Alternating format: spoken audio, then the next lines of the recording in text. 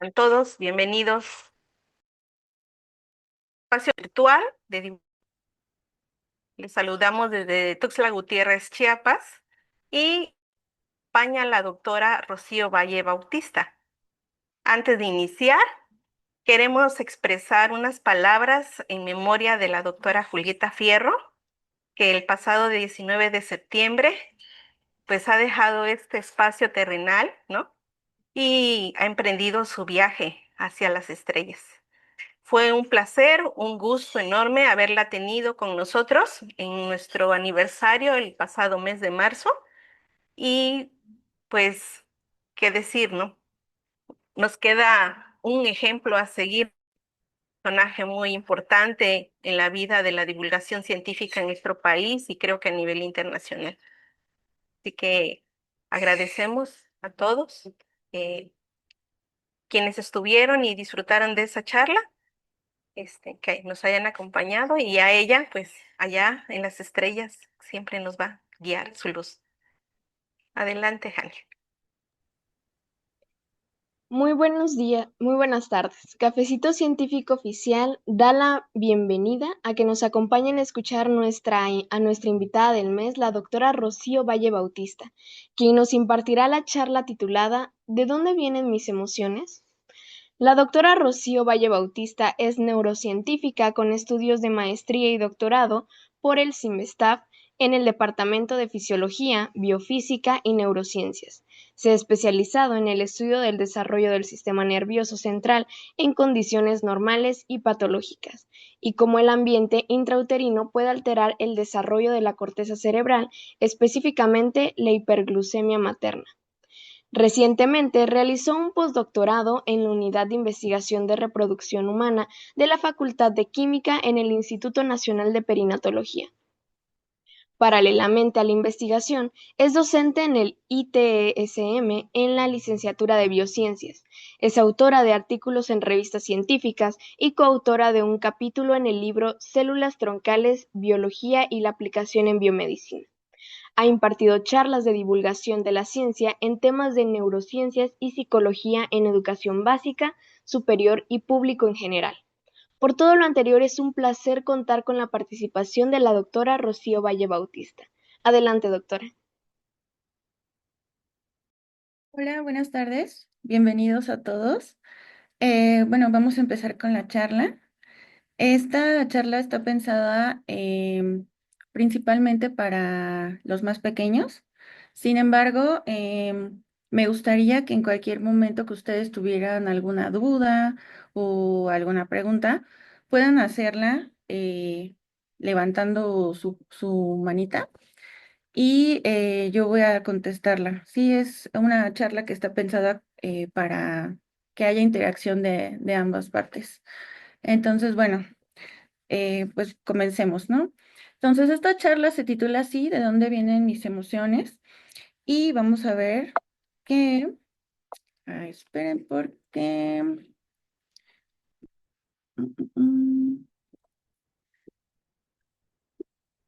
se trabó mi presentación, pero a ver, ahí está. Ok, entonces, bueno, bienvenidos a la plática. Es una plática de neurociencias y psicología. ¿Y qué es lo que vamos a ver hoy? ¿No? Bueno, vamos a ver una breve introducción de qué es lo que son las emociones.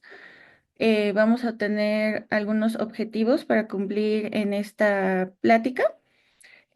Vamos a ver cuántas emociones conocen, cómo funciona nuestro cerebro en cuestión de cómo se procesan las emociones y también vamos a ver una pequeña guía de qué hacer en los casos en los que emocionalmente no me siento bien. Ajá. Es decir, cómo puedo sentirme mejor. Ok. Mm, mm. A ver. Ok, entonces, pues las emociones son en realidad una manera en la que naturalmente los humanos reaccionamos a lo que ocurre en nuestro entorno. Ajá. O sea, con respecto a las situaciones diarias que vivimos. Entonces, todos y todas tenemos emociones. Ajá. Entonces, es muy importante que éstas no se repriman, es decir, que no se guarden, vamos a llamarlo así. Y pues como es algo tan natural de los humanos, no tenemos por qué sentirnos avergonzados o avergonzadas de sentir esas emociones. De hecho, eso es lo más natural. Entonces, es muy importante recordar esto en nuestra familia, con nuestros amigos y también en la escuela. Ajá. Entonces, si pudiéramos decir que los humanos tenemos un superpoder, bueno, pues ese superpoder, uno de ellos, porque tenemos varios, son nuestras emociones. Ajá. Ok. Entonces, mm, bueno, como les platiqué al principio, el primer objetivo de esta charla se va a tratar de identificar cuáles son esas emociones, ¿no?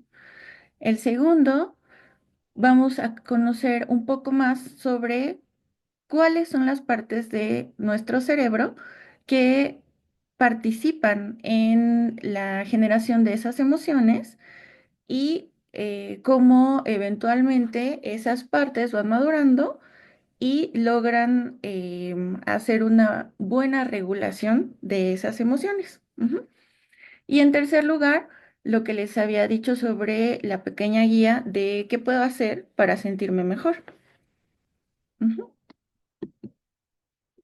Ok, entonces, a ver, aquí me gustaría hacerles algunas preguntas. ¿Cuántas emociones conocen? A ver, ¿alguien quiere participar y decirme cuántas emociones conocen o cuáles conocen?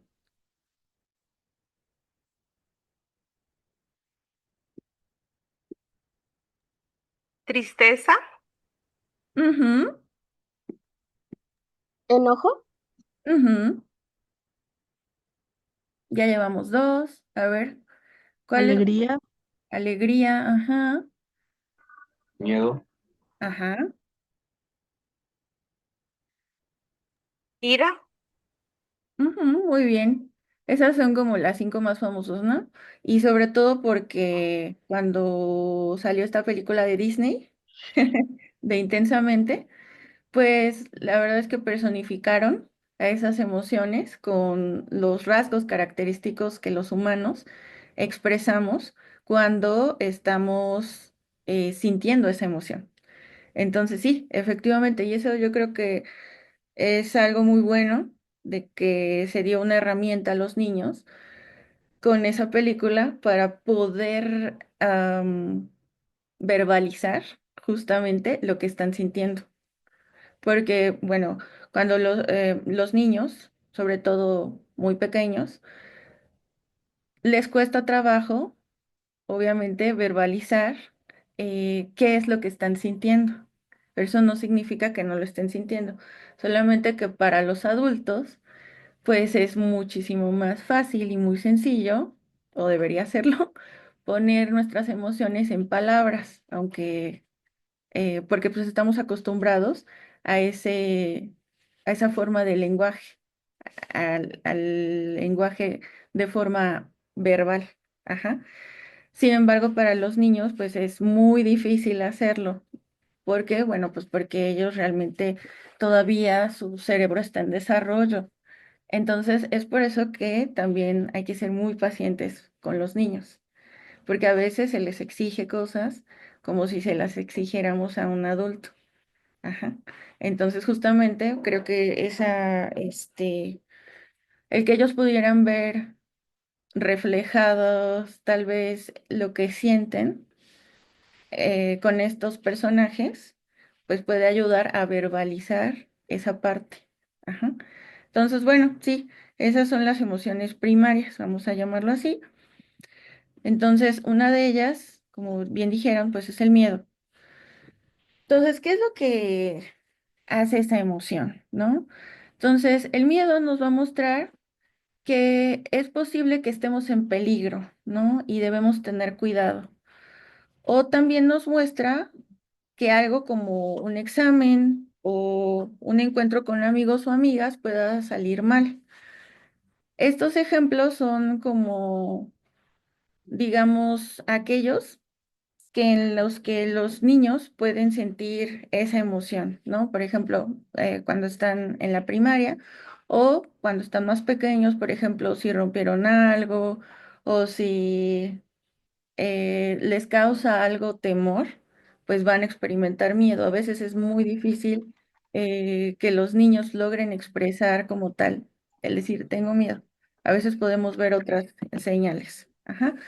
Entonces, esa emoción nos va a servir para estar en un estado de alerta, de que pueda haber algún peligro, ¿no? Algo que pueda amenazar nuestra vida.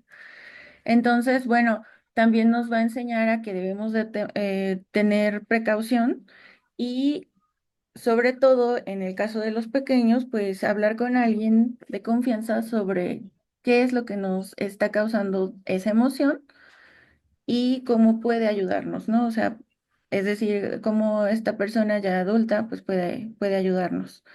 Entonces, eh, por ejemplo, ¿no?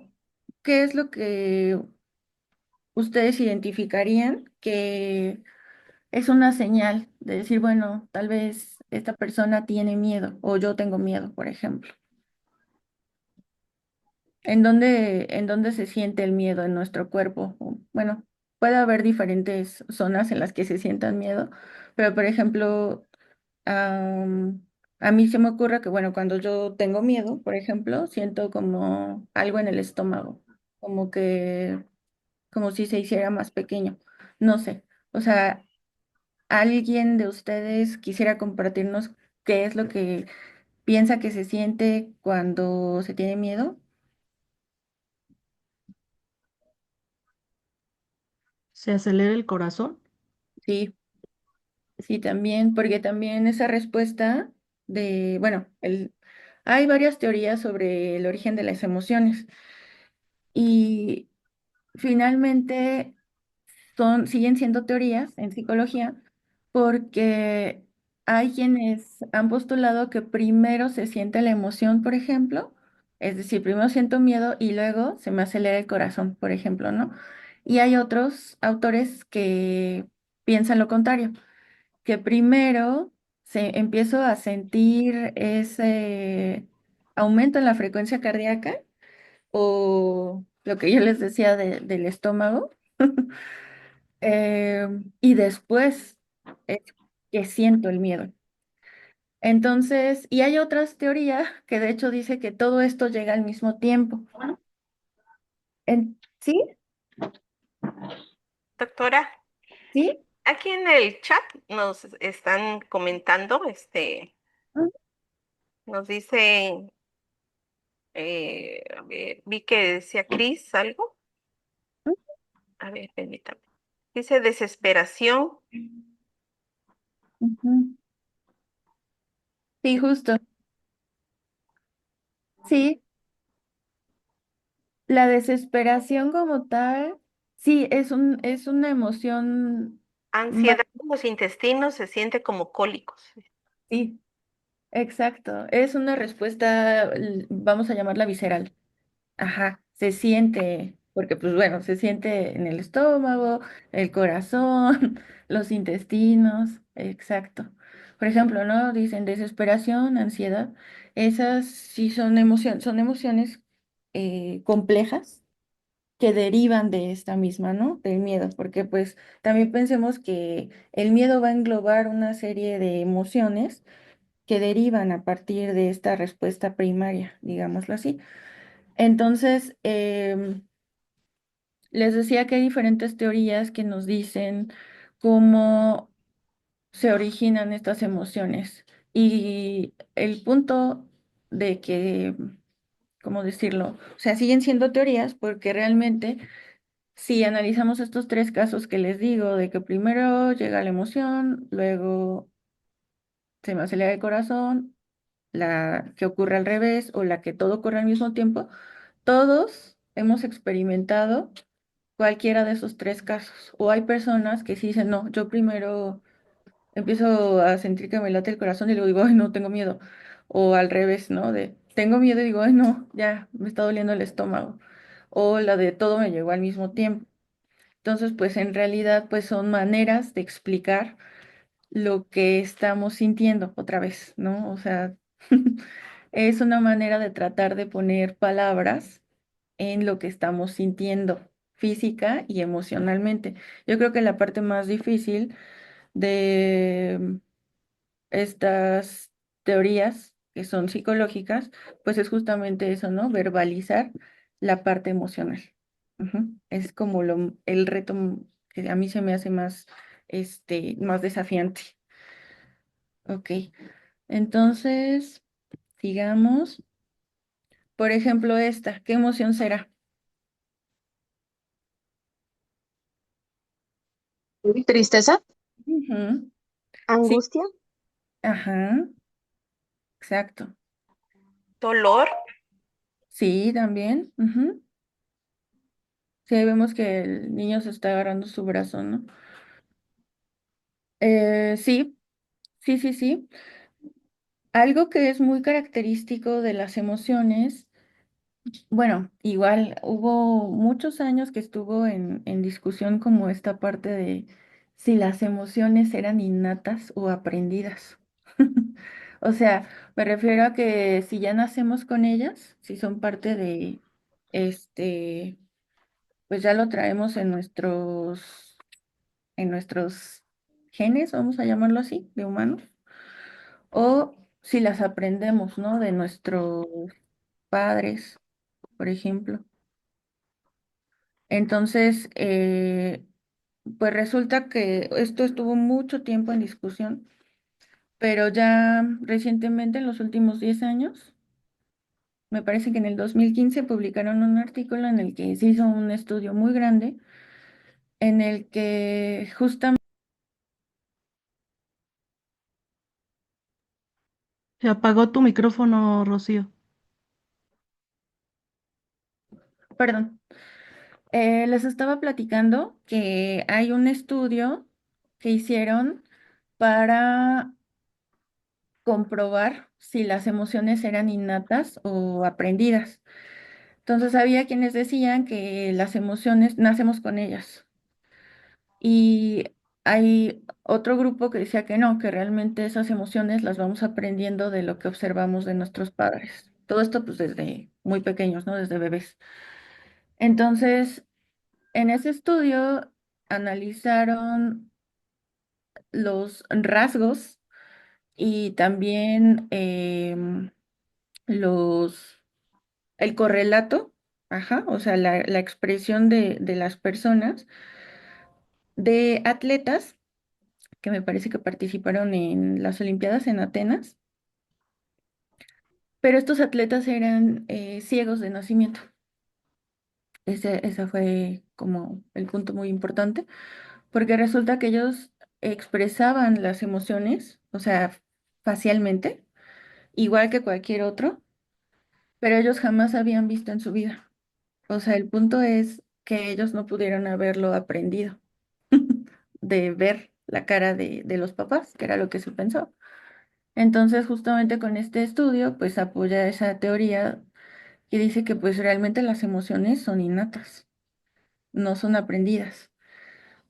Entonces, pues justamente, ¿no? ¿A qué voy con esto? Pues que yo ahorita les estoy mostrando solamente unos dibujos, unas representaciones gráficas de algo, pero ustedes saben a qué se refiere ese algo. Yo no necesito decirles nada. ¿Por qué? Porque son rasgos que se reconocen, no importa si la persona vive en México, vive en Brasil, vive en Japón, vive en Polonia.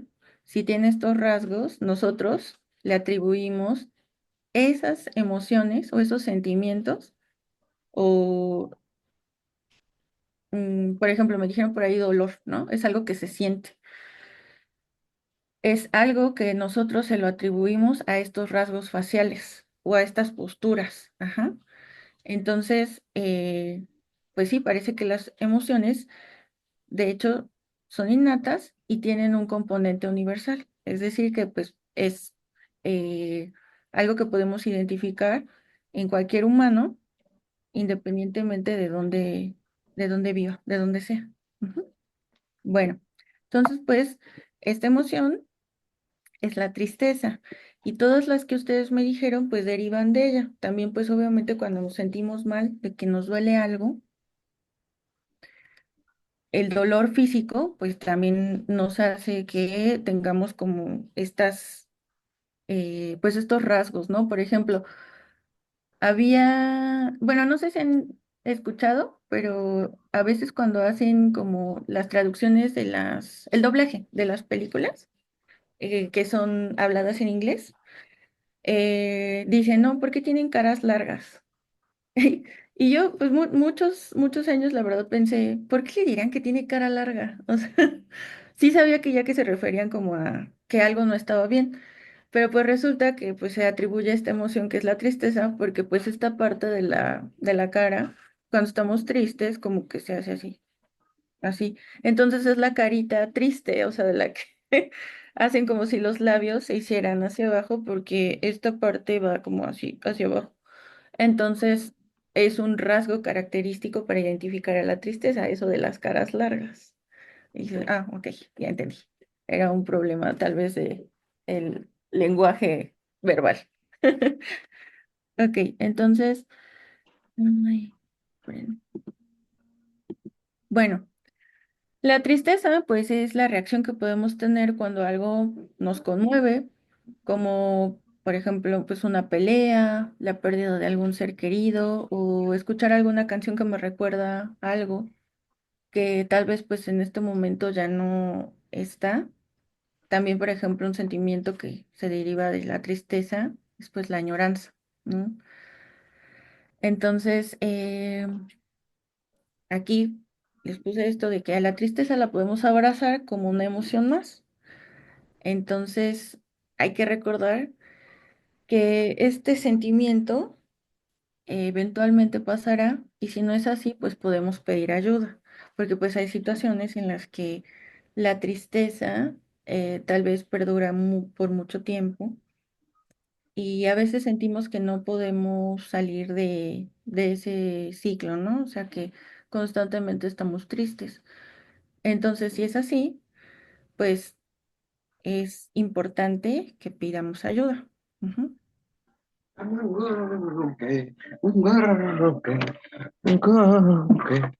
Ale, ale, ale, amangorroque.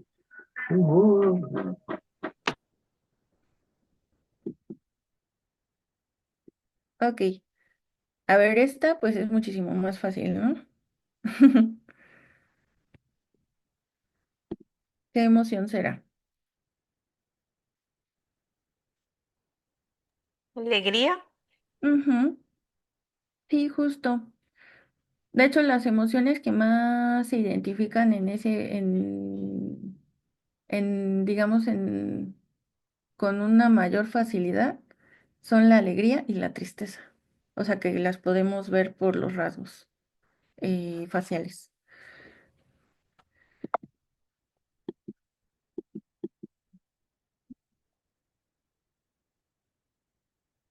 Ahí está. Exacto. Entonces, ¿qué es lo que me muestra la alegría? La alegría, pues, es ese sentimiento de que, por ejemplo, puedo compartir lo que pienso y siento con mis amigos, con mis papás, como por ejemplo, bueno, los niños sería dibujar, cantar, escribir o hacer algún deporte. Es algo que siento que me hace sentir bien y que también es algo que me gustaría mucho repetir, ¿no? O sea, sentir que esa, bueno, cada quien siente la alegría de manera diferente, pero pues sí hay una parte que es universal. Entonces, pues es eso que quiero volver a repetir y que me hace sentir bien. Eso es como la característica, ¿no? Que te hace sentir pleno, que puedes, si lo podemos decir de alguna manera, pues ser tú mismo, ¿no? Sentirte parte de algo, ajá, y que puedes expresarte libremente. Entonces, bueno, ese es un componente importante de la alegría, que no te sientes con la necesidad de esconder alguna parte de ti. Ujú. Entonces, hay cosas que pueden hacerte, o situaciones que pueden hacerte sentir contento, que te pueden hacer sentir feliz, pero normalmente cuando expresamos alegría es porque pues nos sentimos seguros de poder expresarla. Ajá. Entonces, pues es un indicador pues importante de pues una buena salud emocional, salud mental. Ujú. ¿Y esta qué emoción será? ¿Frustración? Sí. Ujú. ¿Qué otra? ¿Enojo? Ajá, también puede ser frustración, enojo, Impotencia. impotencia, desesperación. Sí, todas estas pues derivan como tal, sí, aquí sí es sentir frustración, que es esta emoción es pues difícil, vamos a llamarlo así, pero nos permite ver cuando las cosas no salen cuando queremos, pero lo importante es que podemos aprender a resolver ciertos problemas y también a pedir ayuda cuando lo necesitemos. Ajá. Entonces, en realidad nos va a mostrar que algo nos está causando alguna incomodidad, ujú, o nos está causando bastante incomodidad, pero es importante aprender a resolver esta incomodidad de la mejor manera posible. Entonces, pues sí, bueno, como les comentaba al inicio de la charla, con los niños pues es bastante más complejo porque pues todavía no pueden poner en palabras cómo se sienten, o sea, así como un adulto. Entonces, pues es importante que ellos aprendan pues, qué es lo que están sintiendo. Por ejemplo, bueno, me estoy sintiendo enojado, me estoy sintiendo frustrado, por ejemplo, pues ya es una emoción más compleja, ¿no? De que estoy tratando de resolver, no sé, este rompecabezas y no puedo, o eh, yo quiero que las cosas se hagan ahorita, en este momento, porque yo lo necesito así. Entonces, pues esa parte como incómoda para ellos de esperar de que hay un tiempo en el que pueden ocurrir la entrega, por ejemplo, de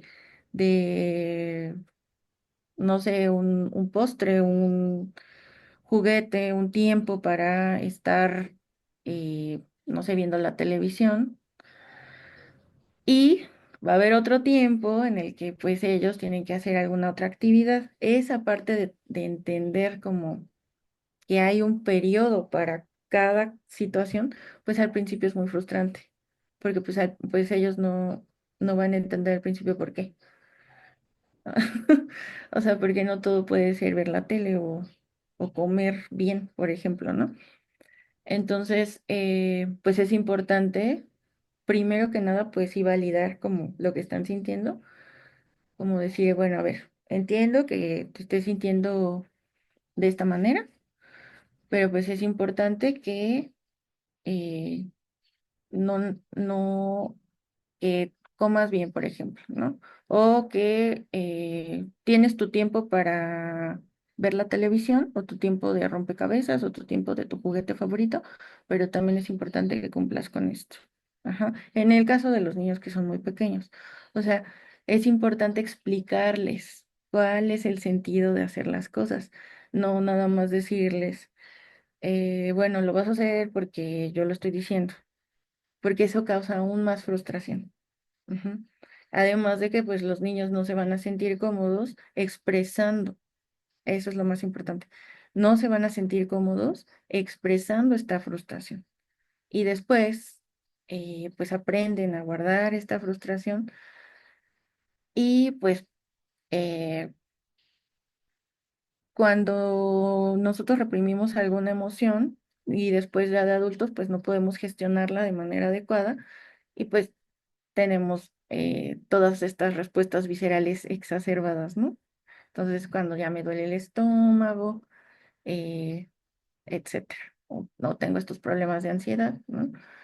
cuando pues en algún momento, bueno, por ejemplo, los niños, pues es importante explicarles todo esto, entender cuál es su situación, entender que están frustrados, por ejemplo, pero pues explicarles la importancia de esperar sin invalidar lo que están sintiendo. Ujú. Entonces es como educarlos para poder hablar sobre sus emociones, sobre cómo se sienten y no nada más ver como, ay, es un berrinche y dejarlo pasar, pues no, es importante como para que ellos aprendan a gestionar estas emociones.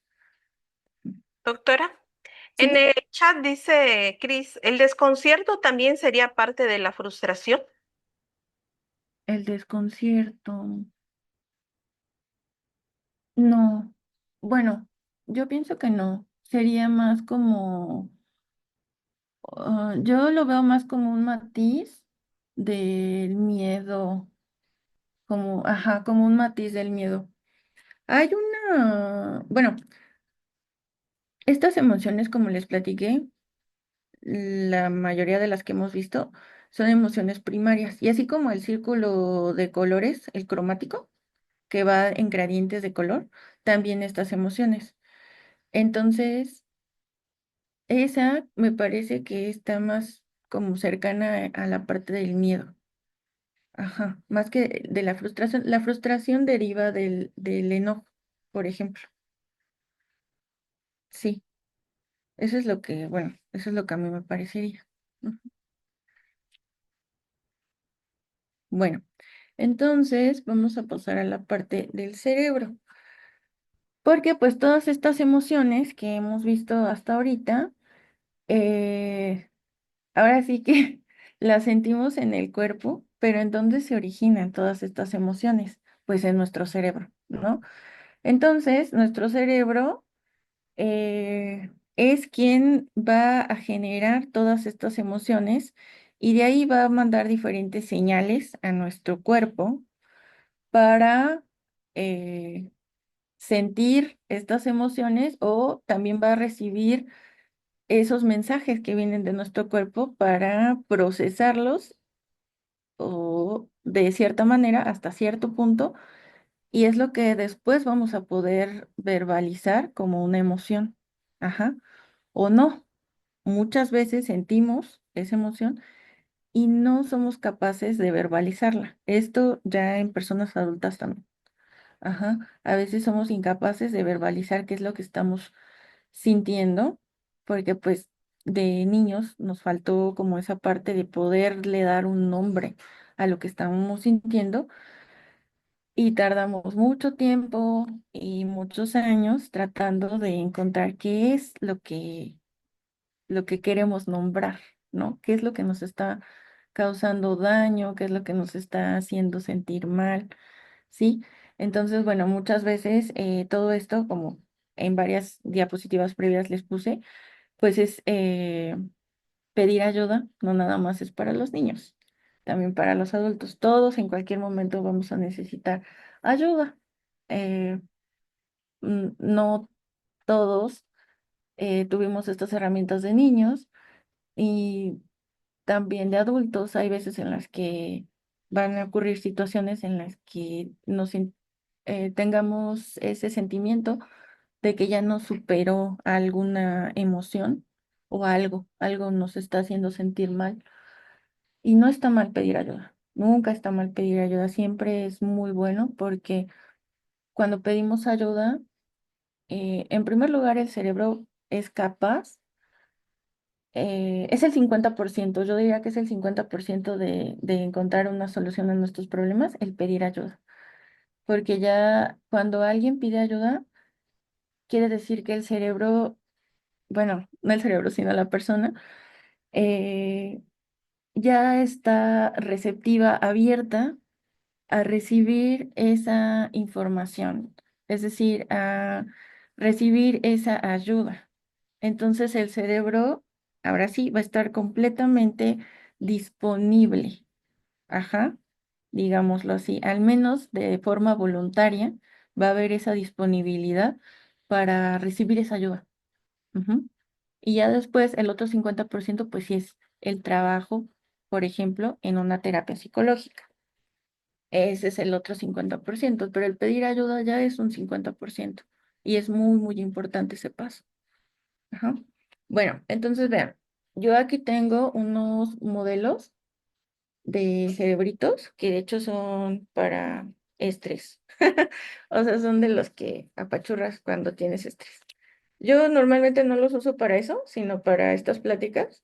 Me gusta mucho enseñarles como el modelo del cerebrito. Tengo este y tengo uno rojo. Ajá. Entonces ahorita les voy a enseñar ciertas partes que vamos a ver aquí. Entonces, bueno, aquí está el cerebro, este es el cerebro humano, ese también que están viendo ahí en su pantalla es el cerebro humano. Entonces, si el cerebro lo partiéramos a la mitad, ajá, de esta forma, se dice que es un corte que se llama sagital. Ujú. Vamos a cortarlo en este plano. Entonces, lo que vemos del lado derecho es cómo se ve por dentro. Ajá, a ese, haciéndole ese corte a la mitad. Entonces, vean, aquí, si solo lo vemos por fuera, el cerebro va a tener como unas arrugas. Ujú. Son como, vean, se ven como si fueran unos pliegues o unas arrugas. Ajá, vean, vean todo esto. Esa parte que recubre el cerebro se llama corteza, así como la corteza de los árboles. Esta es la corteza del cerebro. Ajá. Entonces, corteza cerebral. Pero si lo vemos por dentro, pues entonces la corteza cerebral sería toda esta parte que vemos aquí. Y la corteza cerebral va a tener diferentes regiones. Y también vean, aquí ya un poquito más pues sí, en medio del dibujo, vamos a ver como esta parte, aquí hay unas estructuras y aquí abajo hay otras. Vean. Aquí hay una estructura que en este cerebrito que les estoy enseñando de antiestrés no se ve, pero aquí sí. Esta región se llama cerebelo.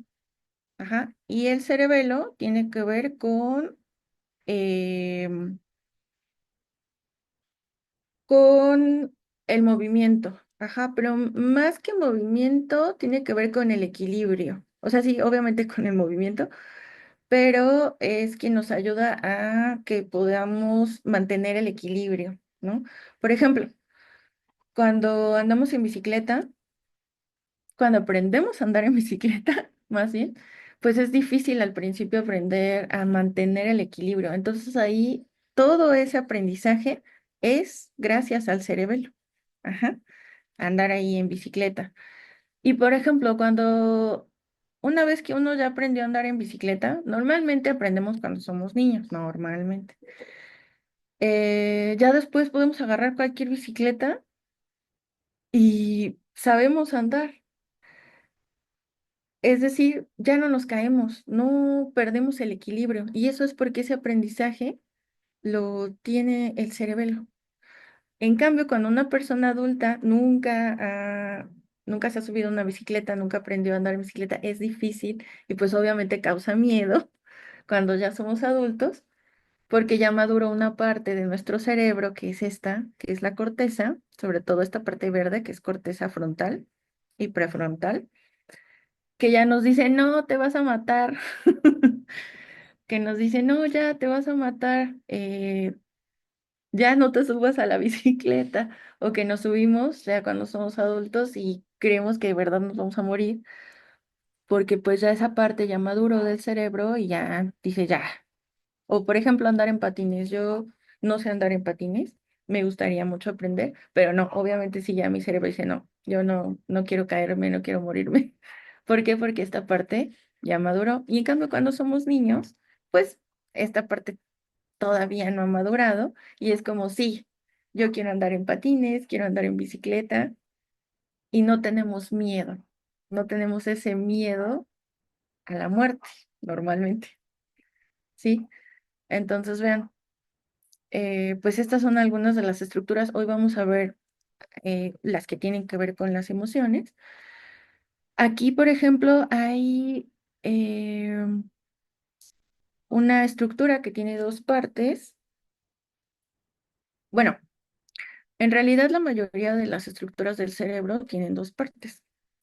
El cerebelo no, pero esta sí, ¿no? Por ejemplo, esta se llama amígdala.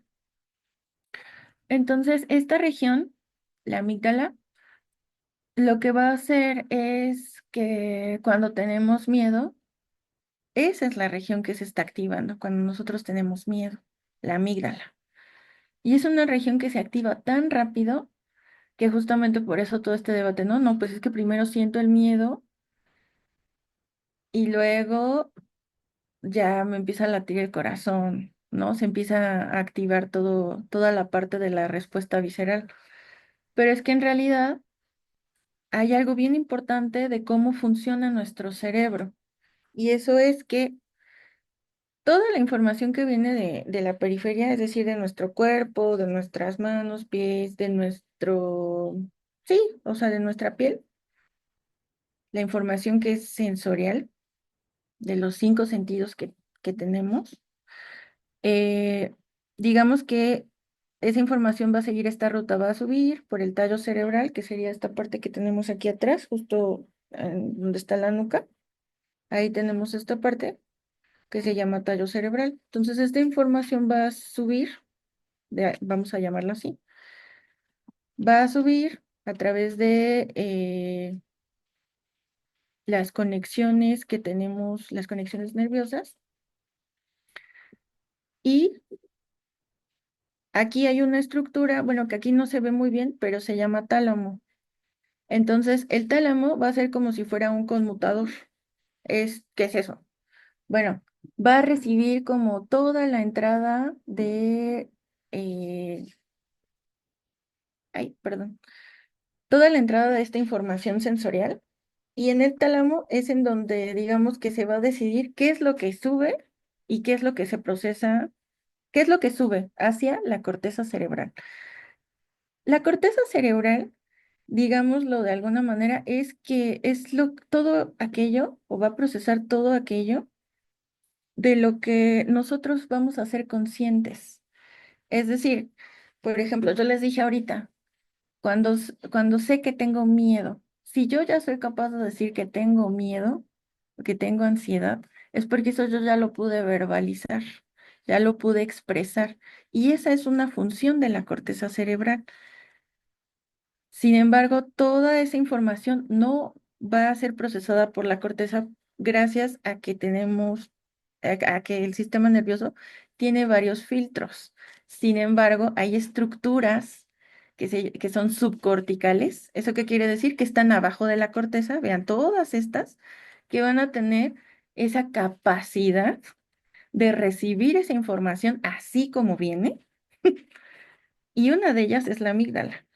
Van a recibir la información así como viene, no se va a procesar en corteza y entonces va a empezar esa respuesta que viene de la amígdala va a ir de regreso hacia las vísceras, por ejemplo, ¿no? O sea, aquí hay varias conexiones que se van a ir al tallo cerebral y del tallo cerebral, bueno, van a salir hacia toda la periferia, ¿no? Hacia nuestros órganos, por ejemplo.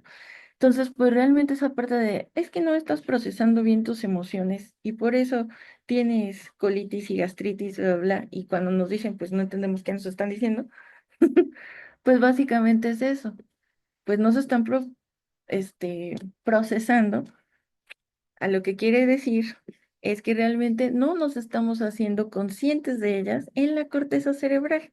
Ujú. No estamos dándole un nombre a lo que estamos sintiendo. Entonces, pues todas estas estructuras hacen lo que pueden, vamos a llamarlo así, para mantener la supervivencia de los humanos, porque bueno, obviamente todas estas emociones nos van a servir para todo lo que vimos en las diapositivas previas, pero si pensamos en cuando bueno, cuando los humanos eran nómadas, vamos a llamarlo así, tenían que cazar, tenían que sobrevivir, ¿no? Que tenían que también que proteger como tal a la pues a la tribu, ¿no? A la manada, lo que sea.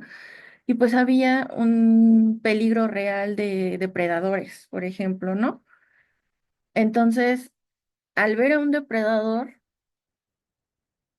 pues obviamente todo esto, todo este circuito, vamos a llamarlo así, que procesa el miedo, pues era sumamente importante, porque del miedo salen la respuesta de o huyes, o sea, te vas corriendo, corres como si de eso dependiera tu vida, porque literalmente hace muchísimos años de eso dependía la vida de los humanos, o atacas, ajá, atacas a lo que te esté, este, pues sí, que esté poniendo en peligro tu vida, ¿no? Entonces, ¿por qué? Porque pues se trataba de sobrevivir. Ahora ya no tenemos que enfrentarnos a esos depredadores. Pero ¿qué es lo que hay ahora? Hay que llegar temprano al trabajo, por ejemplo, ¿no? Porque si no, pues me van a descontar el día, lo que sea. Tengo que pasar por los niños a la escuela y también tengo que hacer 20 cosas antes.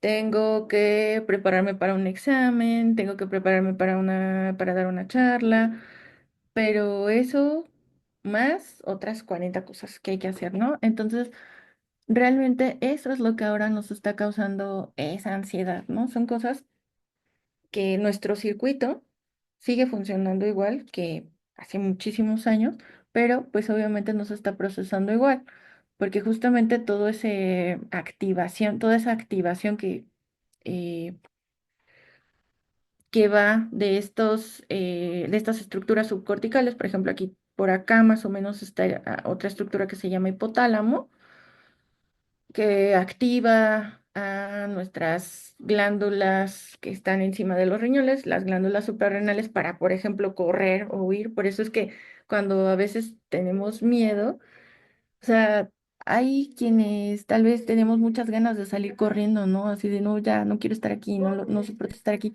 porque realmente ese circuito se activó, ¿no? De verdad querer huir. Ajá. O de que a veces algo nos frustra tanto que decimos, no, ya es que, este, no sé, ya quiero aventar cosas, lo que sea, ¿no? Porque realmente ese circuito pues se activó, pero pues ahora, en la actualidad, pues ya no tenemos que luchar con depredadores, pero sí tenemos que lidiar con estas emociones. Entonces, una manera de hacerlo, o digamos la manera más saludable de hacerlo, pues es ponerles nombre, es hablar sobre esas emociones, verbalizarlas y pues darles una salida diferente, ¿no? Para que no, pues nos dañemos nuestro organismo, ¿ok? Bueno, entonces aquí a todas estas regiones que se encuentran, bueno, la mayoría de estas regiones que se encuentran en esta zona van a formar parte de un sistema que se le llamó sistema límbico, ujú, que es el sistema que se encarga de, ahí es en donde, bueno, le llamaron así, donde residen nuestras emociones, así le llamaron. Sin embargo, pues ahora sabemos que el cerebro, pues es un órgano muy complejo, que en realidad, pues puede ser que sí, aquí es en donde se procesen, no me gusta usar la palabra procesar para estas estructuras, pero bueno, donde esa información llegue a estas estructuras. Pero sabemos que, por ejemplo, bueno, yo de niño aprendí que si me siento frustrado, debo salirme 5 minutos, caminar, respirar, tomar aire. O lo aprendí ya de grande, o aprendí que debo tomar un tiempo fuera, no sé, lo que sea. Pero ese aprendizaje, por ejemplo, ya es parte de la corteza cerebral. Ujú. Entonces, el sistema límbico, digamos que es en donde van a llegar las emociones puras, así, de golpe, ¿no? Entonces, este sistema, ya nacemos con ese sistema, ajá, y en realidad, quien después, una vez que, por ejemplo, los bebés nacen, el sistema que sigue madurando, las regiones que siguen madurando, son de la corteza cerebral, ajá. Estas regiones todavía van a madurar, ¿no? Tan es así que, por ejemplo, en los humanos, Se sabe que la corteza cerebral se termina de madurar en las mujeres, es alrededor de los 23, 24 años de edad, y en los hombres es alrededor de los 28, 29 años. Ajá. Es un tiempo muy prolongado después del nacimiento que esta estructura termina de madurar. Ajá. Ok. Entonces, ¿qué aquí vamos a hablar un poquito más sobre la amígdala, lo que les había hablado sobre el miedo, por ejemplo? Entonces, cuando somos niños, pues estas emociones pues las vamos a sentir pues con una mayor intensidad. Ajá, con una mayor intensidad. Entonces, eso también se debe a que, como les decía, esta parte de la corteza cerebral pues todavía no ha terminado de madurar. Bueno, ¿y qué hace esta parte, no? Esta es corteza frontal y esta parte de aquí se llama, que sería esta parte, ay, se cayó, que sería esta parte de acá, se llama corteza prefrontal y es justamente, está a nuestra frente y lo que, digamos, esa parte que cubre el cráneo, ujú, que de hecho sobresale en los humanos, es la corteza prefrontal. Ujú. Entonces, la corteza prefrontal es la última región que termina de madurar en los humanos y esa región tiene que ver con muchas cosas. Una de ellas es tomar decisiones. Ajá. Es la toma de decisiones y es también, digamos, evaluar los riesgos. Por ejemplo, ¿no? Los ejemplos que les dije de andar en bicicleta o andar en patines o, por ejemplo, no sé, Nadar, decía. perdón. Ahí en el chat pusieron nadar, también generaba miedo. Sí, sobre todo cuando ya somos adultos, porque muchas veces para los niños, bueno, creo yo que es como muy fácil si lo ven como que es algo, como, bueno, si no tuvieron una experiencia previa y como las experiencias, bueno, si no tuvieron una experiencia previa y fuera algo que, no sé, les dicen, no, va a ser bonito, va a estar bien, te vamos a cuidar, bla, bla, bla, los niños van muy felices y contentos y aprenden a nadar. Ujú. Pero ya cuando uno es adulto es más difícil, pero justamente yo creo que es por esta parte que ya maduró de la corteza cerebral, porque ¿qué es lo primero que pensamos? No. En primer lugar, o sea, a lo mejor lo primero que pensamos, me voy a ahogar. Me voy a ahogar. En segundo lugar, tal vez podemos pensar, no, me voy a ver ridículo. Me voy a ver ridículo intentando aprender a nadar cuando ya tengo 50, 60 años, cosa que,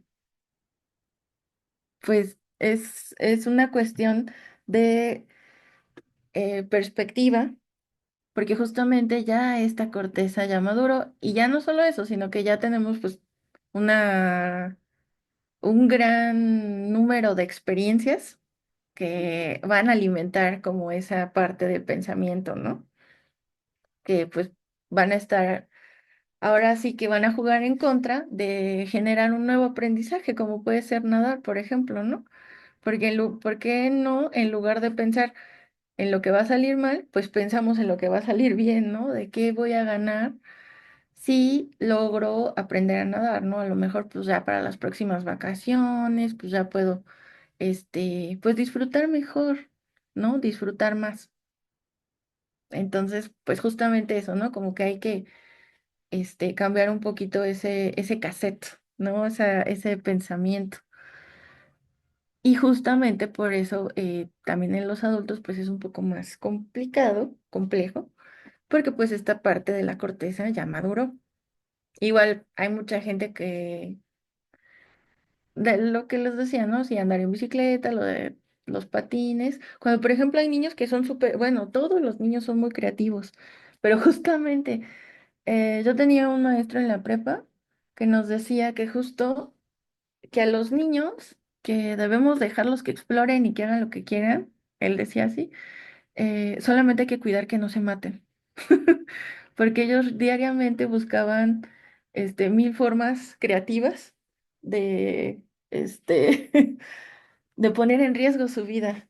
Y digo, bueno, en realidad no es que sea que ellos busquen poner en riesgo su vida, ellos lo que buscan es explorar, ¿no? A partir de que ellos empiezan a gatear, ya, o sea, empieza la exploración porque el cerebro ya está pidiendo esas experiencias, ¿no? Nuestro cerebro es un órgano que se alimenta de experiencias, ¿no? De cosas sensoriales. Es muy importante esta estimulación, ¿no? Entonces, siempre está buscando cosas, siempre está buscando estimulación. Entonces, justamente, pues los niños van a estar buscando toda esta estimulación sin medir el riesgo. ¿Y por qué no pueden medir el riesgo? Porque esta estructura todavía no ha madurado y no va a madurar, no va a terminar de madurar hasta después de los 20 años. Entonces, es por eso que también ya después los adolescentes pues ya tienen cierto grado de maduración, pero todavía no ha madurado esta parte. Mucha atención Doctora, al riesgo. Sí. tenemos una pregunta en el chat. Ujú. Dice Christopher, una disculpa, mi micrófono está fallando. ¿Qué sucede con las emociones de las personas que sufren Alzheimer o demencia? ¿Sigue igual o se alteran o desaparecen? Muy buena pregunta. La demencia em, es una enfermedad que se considera neurodegenerativa. ¿Qué quiere decir eso? Bueno, que con el paso del tiempo van a morir cierto grupo de neuronas. Ajá. En general, una demencia, eso es lo que significa, ¿no? Entonces, por ejemplo, yo aquí tengo un peluche de neurona. Entonces, las neuronas van a tener diferentes partes. El punto es que ahorita pasamos a esa parte, pero para contestar la pregunta. El Alzheimer es una enfermedad neurodegenerativa que, en el que las personas empiezan, bueno, pierden sus recuerdos. Ajá. Digamos que se empieza a manifestar así al inicio, bueno, sí, al inicio de la enfermedad, porque con el paso del tiempo, estos circuitos que digamos en donde se procesa esa información de la memoria, que bueno, en este esquema que estamos viendo aquí, no se ve ese circuito, no se alcanza a ver por la altura en la que se hizo ese corte, aunque es un dibujito, pero sí, mm, si viéramos, por ejemplo, este cerebro, aquí esta parte es un lóbulo que se llama el lóbulo temporal, esta partecita de aquí abajo. Entonces, si quitáramos si hiciéramos un cortecito como esta altura, ahí va a estar una estructura que se llama hipocampo. Ujú. Entonces, se sabe que hay una comunicación muy importante entre la corteza cerebral y el hipocampo. Entonces, por decirlo de una manera, este, pues sencilla, en la corteza cerebral es en donde se van a almacenar como si fuera el almacén de nuestros recuerdos, el almacén, pero ahí van a estar como que guardados. Entonces, cuando necesitamos evocar, es decir, traer un recuerdo, o sea, que estamos pensando de, ay, no me acuerdo dónde lo dejé, o que queremos recordar, ¿no? Como que reproducir una película en nuestra cabeza y decir, ah, este, yo me acuerdo que mi abuelita tenía guardado tal cosa, o traer un recuerdo, a eso es a lo que me refiero con evocar.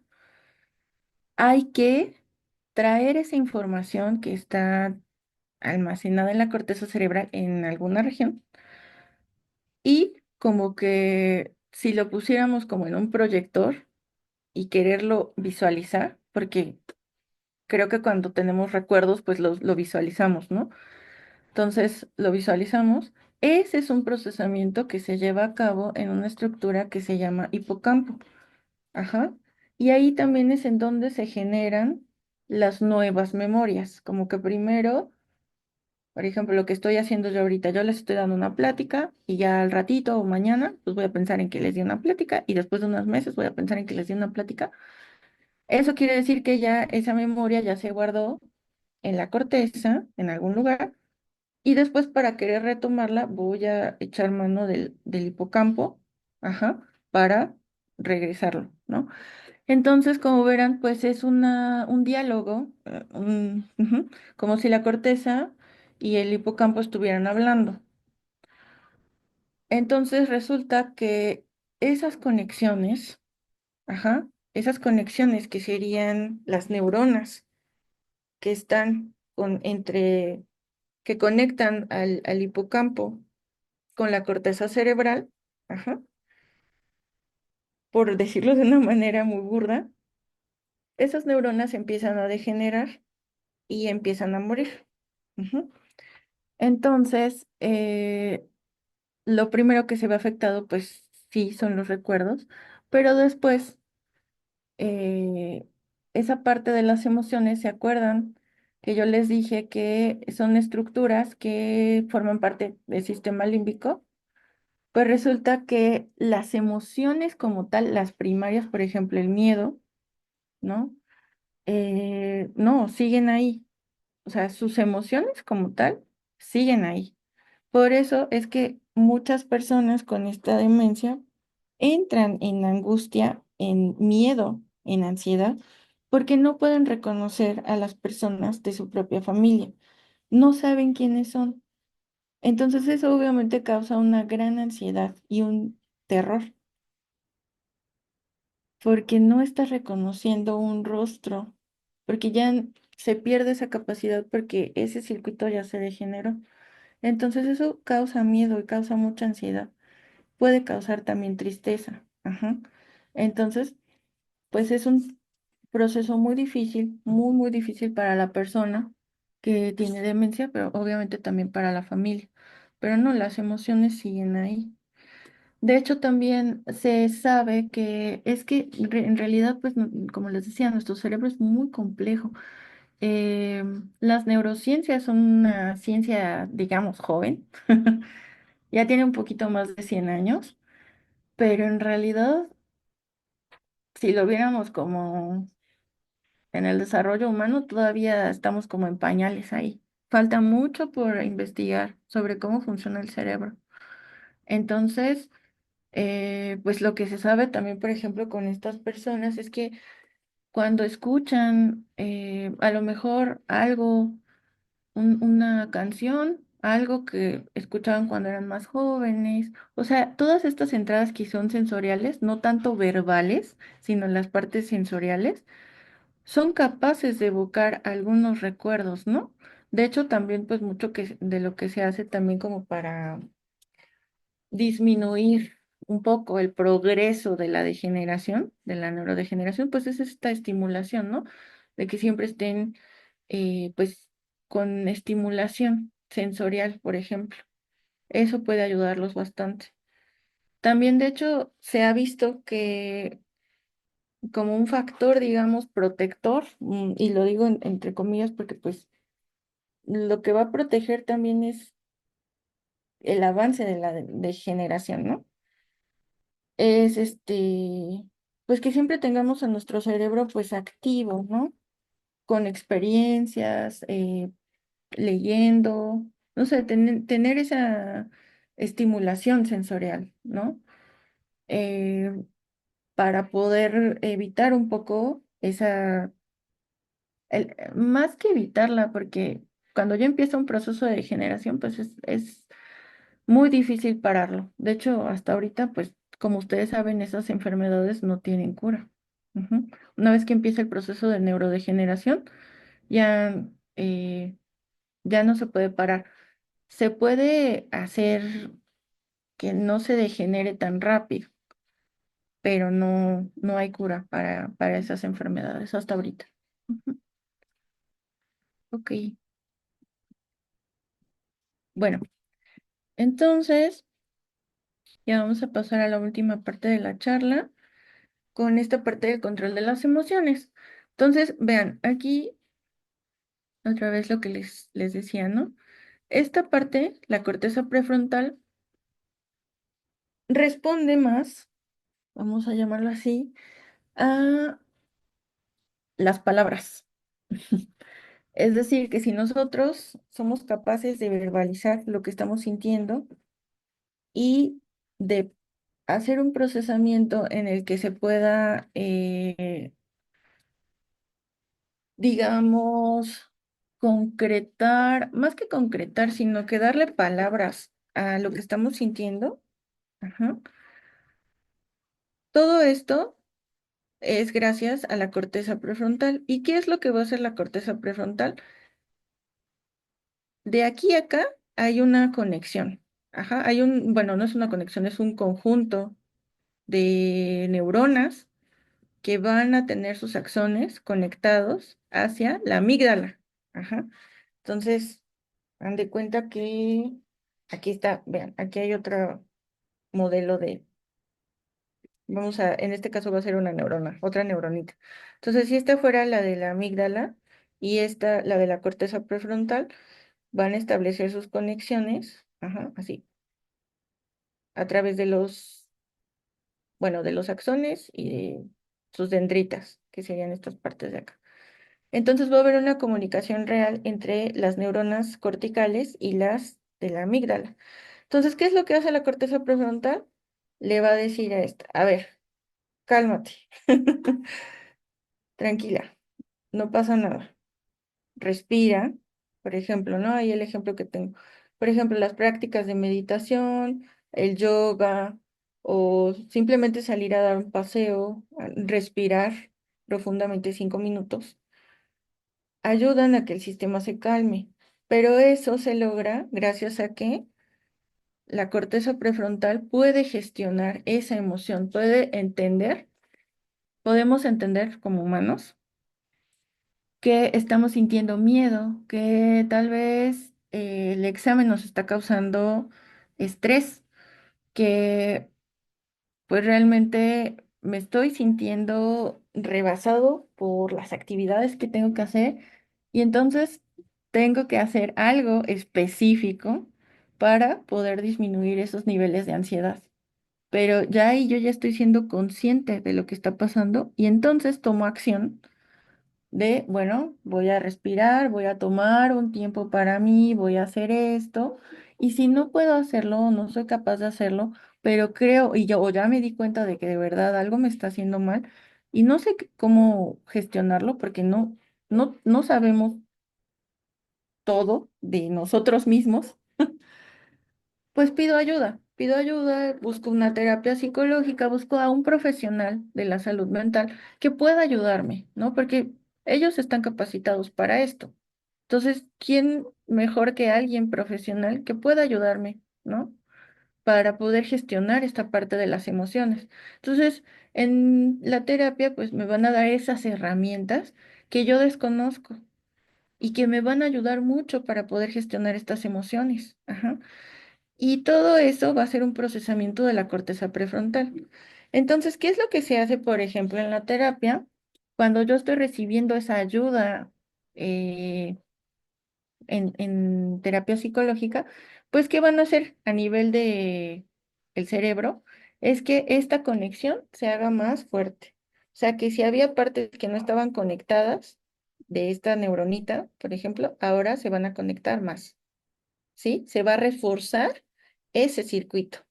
Entonces, al reforzar ese circuito, ya después que nosotros estemos en nuestro día a día, vamos a recordar eso que aprendimos en terapia y este circuito se va a fortalecer y vamos a decir, ah, ya sé qué hacer cuando me siento así.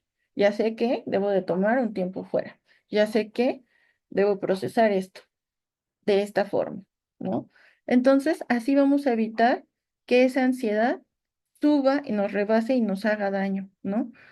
Ese es un aprendizaje y es un diálogo que en este ejemplo, por ejemplo, se da entre la corteza prefrontal y la amígdala, sobre todo para gestionar esa parte del miedo, la ansiedad. Ajá. Entonces, aquí hay algunas recomendaciones para qué puedo hacer para sentirme mejor cuando no me siento bien, ¿no? Sobre todo, pues van enfocadas en los niños. Entonces, en primer lugar, pues es reconocer qué emoción estoy sintiendo. Entonces puedo responder estas preguntas, ¿no? ¿Qué es lo que estoy sintiendo? ¿Qué estoy sintiendo? Si soy capaz de decir qué es lo que estoy sintiendo, de nombrarlo. También, ¿cuándo o desde cuándo me empecé a sentir así? ¿Desde cuándo siento eso en el estómago o siento que no puedo hablar o no sé, me siento que me duele la cabeza? ¿Desde cuándo siento eso? Y ya una vez que respondí eso, ¿qué es lo que causó eso, no? O sea, tal vez recordar la situación, tal vez tiene que ver con una persona, con una situación, ajá, eso es importante, que es reconocer lo que estoy sintiendo. En segundo lugar, es esta parte del desarrollo de la inteligencia emocional. Ujú. ¿Qué es eso de la inteligencia emocional? Es cómo puedo transformar eso que estoy sintiendo, es decir, esa llegada de esas emociones, en algo que pueda beneficiarme. ¿Qué es eso de beneficio? En este caso sería, por ejemplo, para una persona, pues algo importante pues es dejar de sentirte así, ¿no? Mal, de tener esa ansiedad. O, bueno, si puede, hay veces en las que, sobre todo los deportistas, eh, siempre es como, no, transforma tu ira en, o tu coraje en, en toda esta parte, ¿no? De la parte física. Bueno, si les funciona, pues perfecto, pero pues no todos tenemos esa, este, pues esa motivación, ¿no? Esa motivación. Entonces, a veces ya nada más con que nos dejemos de sentir mal, ya es un gran avance. Y si la verdad es que cuando uno logra transformar ese sentimiento, esa emoción en que, bueno, ya no me afecta, ya no me siento mal, eso, ese simple hecho nos hace sentir bien automáticamente, como de pude hacerlo, ¿no? Tuve la valentía, porque se requiere mucha valentía, para asumir que necesito ayuda y ahora voy, recibo la ayuda y ahora veo cómo eso puede cambiar esa situación que antes me hacía sentir muy mal o me hacía sentir muchísimo miedo, mucha ansiedad o enojo también, y ahora puedo gestionarlo. Ese evento mejora la calidad de vida como no tienen idea. Es muy importante, muy, muy importante. Y uno no lo sabe hasta que lo experimenta, ujú, hasta que se atreve, digamos, a hacerlo. Ujú. En tercer lugar sería, bueno, ya practicar el cuidado personal o esto que dicen últimamente, ¿no? El autocuidado. Entonces, bueno, como les decía, esto está enfocado para los niños, pues sería como pues hacer ejercicio, tener una buena alimentación. Yo a ellos les comento a veces que, bueno, beber mucha agua, que si nos sentimos bien físicamente, pues también eso puede ayudar a que nos sintamos bien emocionalmente. Dormir bien, ¿no? No estar con las pantallas o estar viendo la tele hasta muy tarde. Ajá, pero bueno, en los adultos, ¿qué sería eso de cuidado personal? Eso también es bien importante, ¿no? Aprender a saber qué es lo que me hace bien a mí, porque para cada persona el autocuidado es diferente. Para algunos les puede servir y está bien, es válido, y si la persona se siente bien, por ejemplo, ahorita está muy de moda, ¿no? Cuidar nuestra piel, el cuidado de la piel. Pero si eso te relaja y te hace sentir bien, adelante, ¿no? Pero eso es muy importante saber qué es lo que a mí me hace sentir bien. Esa es una parte importante del autoconocimiento, porque lo que me hace sentir bien a mí, para otros tal vez no les importa, no les hace sentir bien, pero que tú lo identifiques, que a ti te hace sentir bien y lo practiques, eso es lo importante. Bueno, y el cuarto, luego a ellos les digo, a los pequeños, pues que saboreen la felicidad. ¿Qué se refiere? ¿A qué se refiere esto, no? que apreciemos esos momentos que nos hacen sentir plenos, que nos hacen sentir felices, ¿no? A veces nada más, por ejemplo, de que ya nada más salir del trabajo y que nos dé el airecito de otoño, que es fresco, ya se siente un poquito de frío, poder tomar una buena taza de café, por ejemplo. Esos pequeños momentos en los que nos sentimos bien, plenos, que no sentimos ninguna presión, que podemos disfrutar, ¿no? Eso es bien importante. Eh, También a veces se nos olvida felicitarnos por nuestros logros, ¿no? Hacer algo que a lo mejor antes me costaba mucho trabajo. Y no hablo de grandes cosas, ¿no? O sea, esas pequeñas cosas que nos hacen sentir muy felices, pero a veces yo creo que no las valoramos. Un logro, ¿no? O sea, bueno, hoy logré, por ejemplo, Doctora, dar un tiempo. Sí, nos quedan 8 minutos de volví. del tiempo de la reunión, perdón, Sí, para que termine ya la... sí, ya voy. Eso, ¿no? O sea, justamente felicitarnos por nuestros logros y disfrutar las cosas simples. Y pues ya terminé. De hecho, ya estaba por terminar. Muchas gracias por su atención y espero que hayan disfrutado de esta plática como yo lo hice. Al contrario, muchas gracias a usted por aceptar participar en este espacio de divulgación y pues agradecerle infinitamente. ¿Alguien tiene alguna pregunta, algún comentario? ¿No? Yo sí quiero preguntarle algo. Hablamos de emociones, hablamos de muchas emociones que se generan no solo en el niño, sino que también el niño adulto ya los traía, ¿no? Antes de ser papás. Entonces, ¿cómo se enseña? ¿Cómo se enseña a comunicar eso que mencionó usted que se está sintiendo? ¿No? Porque hoy en día, también lo mencionó usted, por ejemplo, los papás trabajan y ya no es como antes, que los hijos tienen toda la atención de los papás y nos vamos dando cuenta, pues que golpea, que quizás bulea, que quizás dijo una obscenidad, pero yo estoy como papá presente. Hoy en día ya no es así. Y traigo a colación este comentario por lo que hace unos días sucedió en la UNAM. Como yo, como mamá, no me voy a dar cuenta de que mi hijo está teniendo ciertos comportamientos que me indican que hay un problema.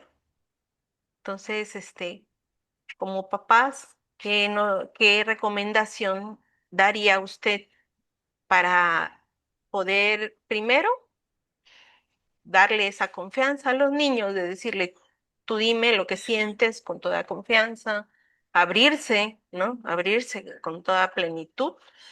Y segundo, ¿qué sugerencia o qué sugiere usted de que como padres, eso que el niño está comunicando, darle atención de manera inmediata o no pasa nada? O sea, decir, bueno, no es grave, no es un problema, y únicamente pues tener una conversación en confianza.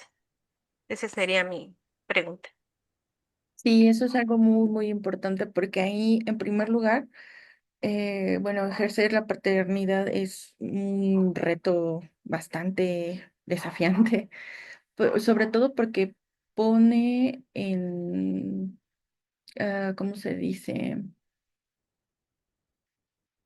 Nos pone eh, como a prueba, vamos a llamarlo así, a prueba, porque realmente ahí es en donde también, bueno, igual que en todas las experiencias que tenemos, pero particularmente en la crianza, es en donde se ponen a prueba todos estos aprendizajes que nosotros tenemos como humanos, ¿no? O sea, todo lo que aprendimos desde niños hasta adultos, bla, bla, bla, y es ahí en donde va a salir como toda esta parte de qué tanto nosotros somos capaces de gestionar nuestras emociones y si somos capaces o no de transmitir eso. O sea, son dos cosas bien importantes. Entonces, en primer lugar, yo creo que sería eh, primero estar consciente de eso. O sea, en realidad decir si soy capaz o no de poder transmitir un conocimiento así. Entonces, otra vez, es mucha autoevaluación, ¿no? Hay cosas que, como usted lo acaba de mencionar, podemos decirlas, o sea, como dice, no es nada grave, es una conversación que se puede tener como de, bueno, es que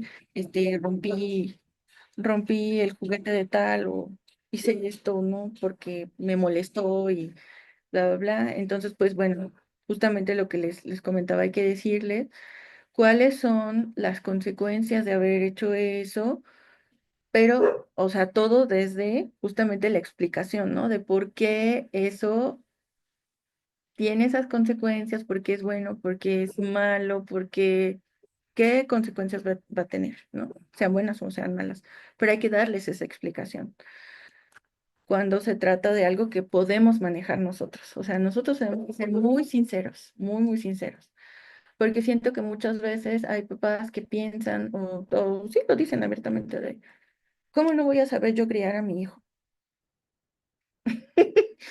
Entonces, es como, a ver, si no asumimos que nosotros como humanos siempre podemos aprender algo para mejorar, bueno, ese es un punto muy importante. Nosotros ser autocríticos y decir, a ver, ¿puedo con esto? ¿Puedo resolver esto? Sí, ¿no? Pero hay veces en las que honestamente sí sentimos que nos está rebasando, ¿no? Porque es muy difícil, es difícil. Además de que la sociedad espera algo bien específico, ¿no? De cuando son tus padres, pareciera que la sociedad te está diciendo, ay, ¿cómo no vas a poder con un niño? Eh, ¿No? Es un discurso que tenemos ahí que es inconsciente, pero viene de la sociedad, ¿no? De interno también, de que ya se nos permeó ese circuito. Pero no, yo creo que es muy importante saber, a ver, no, esto ya me está indicando algo. Por ejemplo, ¿no? Yo, la verdad es que también es muy desafortunado lo que sucedió. Igual que, bueno, ya antes lo habíamos visto en la serie, bueno, no sé si ustedes la vieron, la serie de adolescencia. Yo me quedé mucho tiempo pensando justo en eso, ¿no? De que, ¿cómo es posible que no se den cuenta, ¿no? Pero si yo hablo desde afuera, ¿no? Desde alguien que está juzgando desde afuera. Pero si lo vemos, ahí ponen diferentes perspectivas, ¿no? La perspectiva del papá, la perspectiva de la psicóloga, la perspectiva del niño. Entonces es como, no, a ver, es que justamente si uno deja pasar ciertas cosas como de, bueno, ahorita es muy fácil, le doy el teléfono desde chiquitos para que se calle o que ya no esté jugando o molestando, le doy el teléfono, le doy la tableta, que vea ahí YouTube, Peppa Pig o lo que sea. Pero para los niños, como les dije, es muy fácil buscar más estimulación, ¿no? Y ahorita, por ejemplo, pues justo le doy una tableta, yo ya le estoy dando una entrada hacia ese mundo que posiblemente yo no estoy controlando. Yo no estoy, ¿se trabó? Creo que se trabó un poquito, ¿no? Sí, de hecho nos queda un minuto porque se corta. Ok, entonces es justamente evitar esa entrada a ese mundo o vigilarla, ¿no? Pero es muy difícil, en internet es bastante difícil estar vigilando todo lo que hacen. Entonces, lo mejor sería, pues, evitar lo más que se pueda. Muchas gracias. Bueno, ¿alguien que quiera preguntar algo? ¿Una duda? ¿Comentario? Estamos en la raya, en la raya del tiempo. ¿Alguien más que quiera participar? ¿No? Bueno, la charla va a quedar grabada, bueno, está siendo grabada y la vamos a subir a YouTube y a Facebook. Y los esperamos el próximo 25 de octubre con la maestra Patti Soria, perdón, Margaret Reyes. con Margaret Reyes, que estará dando el tema Ciencia que nos rodea con experimentos. Agradecemos a todos su presencia y los esperamos el próximo mes en otra charla más de Cafecito Científico. Gracias a usted, doctora, por estar aquí con nosotros. Hasta luego. Gracias, adiós.